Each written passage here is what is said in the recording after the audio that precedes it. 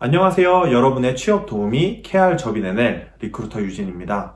오늘은 제가 평소에 대면 인터뷰를 어떻게 하는지에 대해서 간단하게 설명을 드리면서 여러분들이 실제로 취업을 위해 인터뷰를 하게 될 경우 어떤 상황에서 하는지 또는 어떤 질문들을 받을 수 있는지에 대해서 말씀을 드리도록 하겠습니다. 화상 인터뷰 또는 전화 인터뷰 준비에 대해서 궁금하신 분들은 이미 제가 업로드한 영상이 있으니까 그 영상을 참고해 주시면 좋을 것 같습니다. 대면 인터뷰는 보통 1시간 정도 생각하고 진행을 하고 이미 전화통화로 많은 내용을 얘기를 했으면 45분 정도 또는 인터뷰를 하면서 추가적으로 물어볼 사항이 생긴 경우에는 1시간 15분 또는 길게는 1시간 반 정도까지 인터뷰를 한 기억이 있습니다. 제가 진행하는 인터뷰 대부분은 1대1 인터뷰가 많습니다. 즉 인터뷰를 하는 사람도 1명 그리고 인터뷰에 온 사람도 1명이 대부분이고 경우에 따라서 질문하는 쪽이 2명이 되는 경우는 있지만 대부분의 경우 지원자 1명만 대상으로 대면 인터뷰를 진행하는 경우가 많습니다. 여러분들이 네덜란드에서 인터뷰를 갈 경우에 대부분 회사 쪽에서 1명 또는 여러 명이 나오고 본인은 혼자 한 명이서 이렇게 인터뷰를 하는 경우가 제일 많을 것으로 생각이 됩니다. 인터뷰 전체적인 분위기는 서로 아주 편한 분위기에서 캐주얼하게 알아가는 분위기가 가장 큽니다. 물론 결국에는 다양한 얘기를 하면서 또 이렇게 조금 진지하거나 또는 서로 이렇게 기싸움을 하면서 얘기해야 되는 부분들, 예를 들어 그게 연봉 협상이 될 수도 있겠고 또는 과거에 일단 업무한 부분에 있어서 불분명한 부분을 말할 땐 그런 경우가 있지만 대부분은 서로 이렇게 알아가고 딱딱하게 진행을 하거나 압박 면접을 하기보다는 그 사람이 개인적으로 어떤 삶을 살아왔는지 그리고 일을 하면서 어떤 것을 배웠는지 앞으로는 무엇을 하고 싶은지 편안한 분위기에서 많이 진행을 합니다. 보통 이제 만나면 당연히 커피를 한 잔 또는 마실 것을 어떻게 한 건지 물어보고 보통은 제가 직접 가서 커피나 물을 떠옵니다. 그래서 같이 앉으면 이제 간단하게 얘기를 나눕니다. 저는 인터뷰를 많이 하다 보니까 보통 어느 정도 순서를 정해놓고 하긴 하지만 혹시 모를 상황을 대비하거나 꼭 해야 될 질문을 빠뜨리지 않기 위해서 개인적으로 A4 용지 2장 분량의 질문지를 들고 보통 들어가고 당연히 또 지원자의 CV를 인쇄를 해서 미리 사전에 확인을 하고 혹시 궁금한 부분이 있으면 미리 질문을 적어놓고 들어가서 인터뷰를 합니다. 그리고 아이스 브레이킹도 많이 해요. 오는 건 어땠는지 우리 회사에 처음 오는지 물어보고 기본적으로 제 소개를 먼저 합니다. 나는 이 회사에서 일을 하는 리크루터고 이런 일을 때문에 불렀다 이렇게 편하게 얘기를 하고 그러면 상대방 지원자도 간단하게 바로 업무에 대해서 한다기보다는 본인은 어떤 배경에서 자랐는지 그리고 본인이 좋아하는 건 뭔지 취미 같은 것도 얘기하고 그렇게 일적인 부분 이외에도 좀 서로 이렇게 편하게 얘기를 합니다. 예를 들어 같은 도시에서 자란 경우도 있거든요. 그러면 너도 그 도시에서 자랐냐 또는 우리 직원 중에 1명도 그 도시에 산다 거기가 살기 좋았다 들었다 이런 식으로 되게 편안하게 진행을 합니다. 이렇게 좀 아이스 브레이킹이 되고 나면 업무에 대해서 얘기를 합니다. 당연히 지원 동기를 물어보기 마련인데요. 그렇다고 그게 1분 안에 하시오 이런 딱딱한 분위기가 아니라 너는 어떻게 이 자리에 관심을 갖게 되었고 왜 이렇게 하고 싶은지 물어보면 상대방이 거기에 대해서 편하게 얘기를 합니다. 저는 개인적으로 그 이후에 CV를 꺼내서 CV를 처음부터 같이 살펴봅니다. 시간이 많으면 정말 어떻게 무슨 공부를 했고 거기에 따라서 처음에 어떻게 직장을 갖게 되었는지 그 다음에 현재 갖고 있게 된 직장은 어떻게 갖게 되었는지 정말 단어대에서 하나하나 살펴볼 때도 있고요. 만약에 시간이 없다면 처음에 시작을 어떻게 했는지와 왜 이 분야에 계속 관심이 있는지 그리고 지금 다니고 있는 회사 또는 가장 최근에 다녔던 회사에서 어떤 일을 했고 그만둔 상태라면 왜 그만뒀는지 또는 이직을 준비 중이라면 왜 이직을 준비하고 있는지를 물어봅니다. 그러면 이런 생각이 들 수 있어요. 대면 인터뷰를 하기 전에 화상통화를 먼저 한번 하거나 전화 인터뷰를 먼저 하는 경우가 대부분입니다. 그러면 그때 이미 지원 동기나 지금까지 말씀드린 부분을 물어보지 않냐라고 하실 수 있는데 그거는 어떻게 보면은 대면 인터뷰를 하기 전에 축소된 버전이라고 생각을 하시면 좋을 것 같아요. 지원 동기도 조금 더 짧게 물어보고 주로 이제 저희가 뽑고자고 하는 인재상에 잘 맞는지 간단하게 먼저 파악을 하기 때문에 그때보다 대면 인터뷰에서는 더욱더 깊이 또는 더욱더 좀 디테일하게 얘기를 나눈다고 보시면 될 것 같습니다. 어느 정도 이제 경력이나 이런 학력에 대해서 얘기가 되면 다시 직접 지원한 일에 대해서 한 번 더 살펴봅니다. 미리 얘기한 부분도 있지만 다시 한번 되짚으면서 특히 제가 일하는 분야는 관련 자격증이 중요하기 때문에 자격증이 실제로 있는지 실물도 확인을 하고 또는 자격증이 없는 경우에는 본인 부담을 할 생각이 있는지 또는 회사에서 지원해주길 바라는지 등등에 대한 내용도 나눕니다. 제가 일하는 분야에서는 같이 일하는 경쟁 리크루팅 회사들이 꽤 많습니다. 그래서 대면 인터뷰를 하기 전에는 대부분 고객사명을 언급을 하지 않고요. 이제 어느 정도 대면 인터뷰까지 하면 그 이후에 바로 CV를 준비해서 보통 소개를 하기 때문에 고객사가 어디였는지 밝히면서 고객사에서 왜 사람을 뽑게 되었는지, 그 다음에 왜 제 생각에 맞다고 생각하는지 또는 걱정되는 부분이 무엇인지 좀 허심탄회하게 얘기를 하는 편이에요. 그러면 거기에 대해서 또 이제 지원자가 질문을 하고, 그 다음에 제가 또 우려한 부분에 있어서는 본인이 그럼에도 불구하고 왜 잘할 수 있는지 저를 이제 설득을 하는 시간을 가집니다. 그리고 또 아무래도 계속 진행을 하다 보면 또 서로 얘기를 하면서 또 질문사항이 생기기 때문에 지원자에게도 질문할 시간을 줍니다. 그래서 다른 영상에도 질문을 2-3개 정도 미리 준비하라고 말씀을 드렸었는데, 이 시간에 저는 그냥 오픈 퀘스천을 합니다. 지금까지 한 거 말고 너가 혹시 궁금한 게 있니?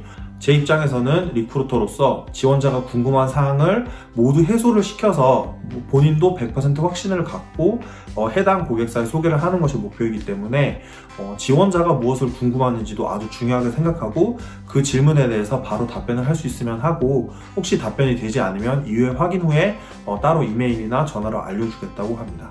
그리고 가장 중요한 계약서는 어떤 식으로 작성할 건지, 예를 들어 바로 종신고용을 할 건지 또는 어떤 기간을 가지고 계약서를 줄 건지 얘기를 하고, 그 다음에 당연히 월급은 어떻게 되고, 그 월급이 이제 제가 일하는 해양에너지 분야는 조금 복잡해요. 예를 들어 24시간 이상 일을 하면은 당직 수당이 나오고, 해양에서 일을 하면 해양에서 일하는 수당이 추가로 나오기 때문에 단순히 월 얼마 이렇게 얘기를 하는 것이 아니라 기본급 얼마에 추가 당직 수당 얼마 또는 해양에 나가게 되면 수당이 얼마, 이런 거를 다 디테일하게 얘기해줘서 본인이 어떤 월급을 받게 될지 최대한 자세하게 설명을 해줍니다. 제가 해양에너지의 분야에 종사를 하기 때문에 이렇게 좀 자세하게 얘기를 해야 되는 부분이 필요한 거고, 그래도 대부분 이제 대면 인터뷰를 한 번만 하고 바로 이제 계약서를 작성하는 방식으로 운영이 되면 분명히 월급 얘기가 나올 겁니다.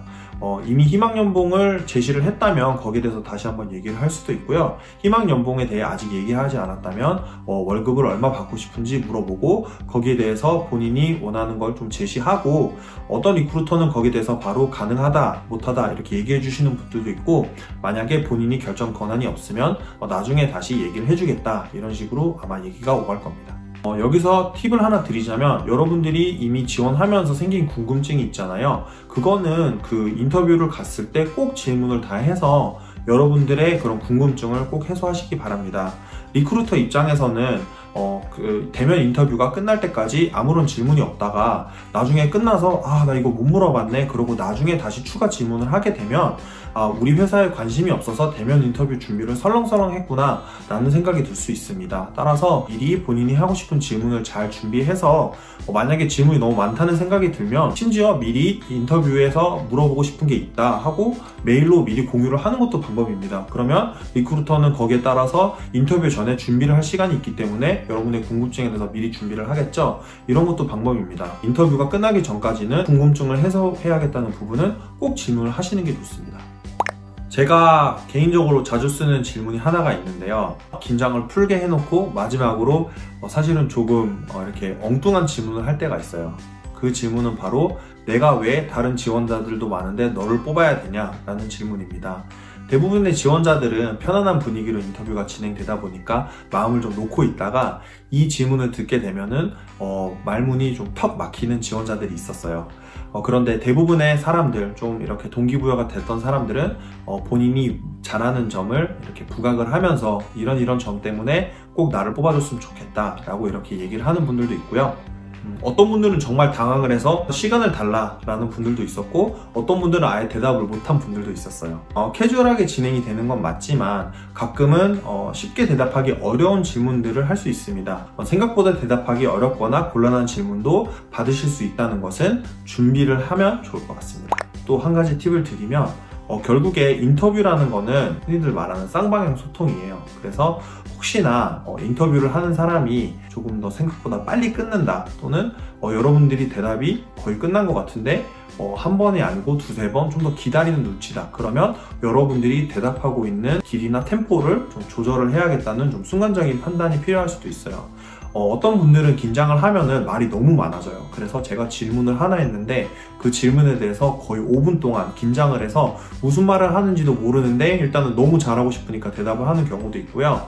오히려 다른 한편으로 너무 긴장을 한 나머지 얼어버려서 사실은 이제 동기가 어떻게 되냐라고 얘기를 했을 때 조금 자세하게 어떤 것에 매력을 느꼈고 어떤 것을 배우고 싶고 좀 다양한 또는 자세한 얘기를 듣고 싶은데 단답형으로 대답하시는 분들도 있어요. 그렇기 때문에 이것은 이제 서로 이렇게 핑퐁으로 왔다 갔다 이렇게 서로 이렇게 쌍방향 소통이 되면서 얘기를 하는 거기 때문에 여러분 스스로도 너무 내가 답을 길게 하는 것 같다. 그래서 리크루터가 빨리 다음 질문을 하려고 한다. 또는 말씀드리는 반대로 조금 대답을 충분히 했다고 생각하는데 좀 기다리는 눈치다 하면은 여러분들의 템포와 말하는 길이를 순간순간 파악을 하면서 잘 얘기를 하셔도 되고, 진짜 판단이 안 서는데 잘하고 싶다 하면 이렇게 물어봐도 될 것 같아요. 솔직히 내가 잘 하고 있는지 모르겠는데 조금 더 길게 할까 짧게 할까 물어보는 것도 충분히 이렇게 소통을 잘하고 싶다는 그런 사인이기 때문에 정말 모르겠으면 그렇게 물어보시는 것도 좋다고 생각합니다.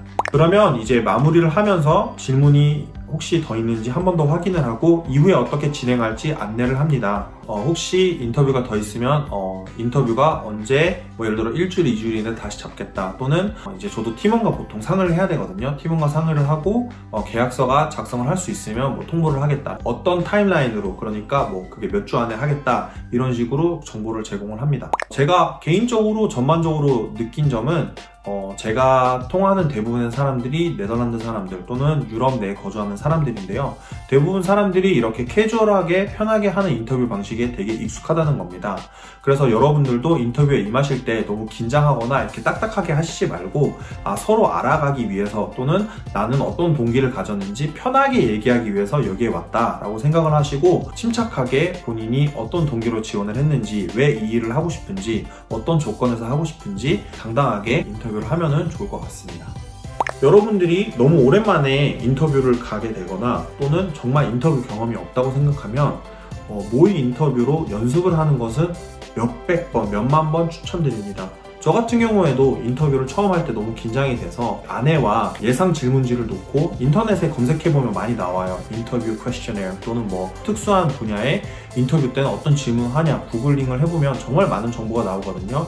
그걸 바탕으로 모의 인터뷰를 했어요. 처음 연습할 때는 옷도 갇혀있지 않고 정말 그냥 이렇게 대답해볼까? 저렇게 대답해볼까? 생각하면서 연습하지만 실제로 인터뷰를 가보면 준비한 만큼 조금 더 잘 대답을 할 수 있는 경우가 많습니다. 따라서 혼자 이렇게 연습을 하시지 마시고 주변에 다른 사람들 또는 학교에서는 아예 커리어 센터라고 해서 이런 모의 인터뷰를 도와주는 것도 많거든요. 그런 곳을 잘 활용하셔서 인터뷰 준비를 전반적으로도 잘 하시고 가면 성공적인 인터뷰를 할 수 있을 겁니다.